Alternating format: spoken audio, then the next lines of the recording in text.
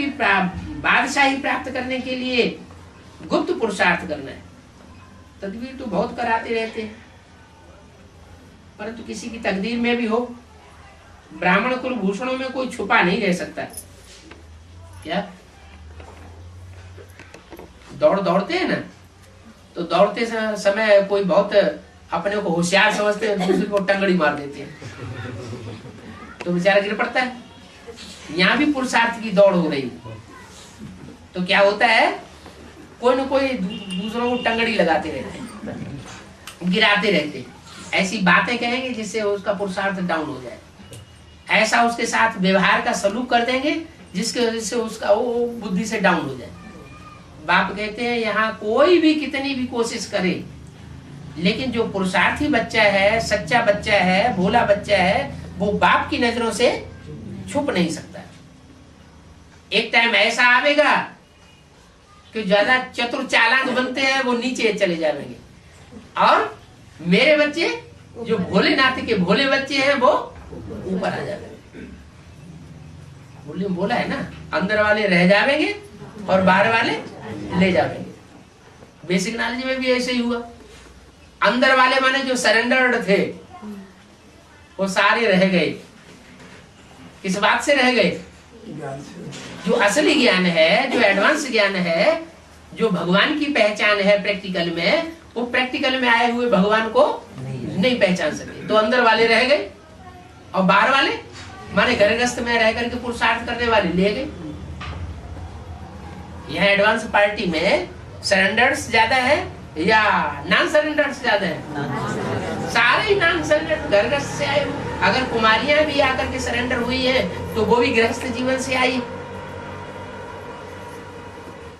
गृहस्थी जीवन से निकल करके आई है।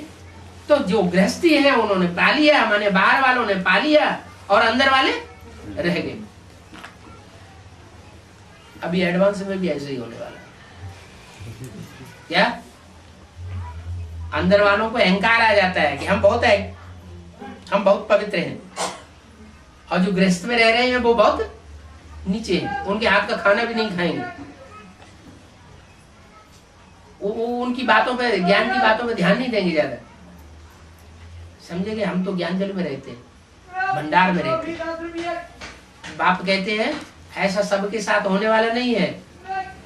क्या ऐसे नहीं है कि जो अंदर रहने वाले हैं वो सब ऊंचे पद पा जाएंगे, जो सरेंडर हैंड्स हैं वो सारे ऊंचे पद पा जाएंगे, और जो बाहर की दुनिया में वो सब नीच पद पा जाएंगे? नहीं, ये तो बुद्धि से सरेंडर होने की बात है। बुद्धि से जो बाप के नजदीक है वो नजदीक आवेगा, और बुद्धि से जो दूर है वो दूर जाएगा। शरीर से भले कोई कितना भी नजदीक रहता हो, लेकिन अगर मन बुद्धि मधुबन में रहते हुए बाहर की दुनिया में जा रही है तो ऊंच पद पाने वाला है या नीच पद पाने वाला है? नीच पद पाने वाला है।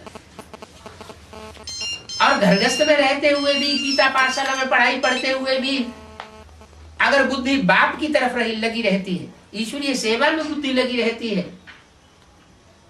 तो जरूर वो ऊंच पद पाने वाला है। तो बोला अंदर और बाहर, ये अंदर के प्यार और बाहर के प्यार की बाप की बहुत युक्ति है, कोई समझ नहीं सकता। उधर भी बोल दिया, इन सब सितारों में सबसे जास्ती खातिरी होती है कुमारिका की। तो इसका मतलब बाहर का प्यार बाबा किसको देते थे? कुमार दादा जी को बहुत प्यार देते थे। तो अंदर का प्यार हुआ या बाहर का प्यार हुआ? बाहर का प्यार हुआ। बाहर से मान मर्तबा दे देना, बहुत प्यार दे देना, बहुत खातिरी कर देना, ये ईश्वरीय ज्ञान में इसका कोई महत्व नहीं है। यहाँ तो सब अंदरूनी चीज है। ज्ञान गुप्त, पुरुषार्थ गुप्त, धन, दान, पद, मान, मर्तबा सारा बच्चों का गुप्त है। यहाँ प्रत्यक्ष कुछ भी नहीं। जो अपने को पुरुषार्थ में जितना जास्ती प्रत्यक्ष करता है वो उतना ही पीछा रह जाएगा, और जो दूसरों को प्रत्यक्ष करता है और अपने को गुप्त करता है वो आगे बढ़ जाएगा। हमारा नारा क्या है? सन सोज फादर और फादर सोज सन्स। मैंने बच्चों का काम क्या है? किसको प्रत्यक्ष करें?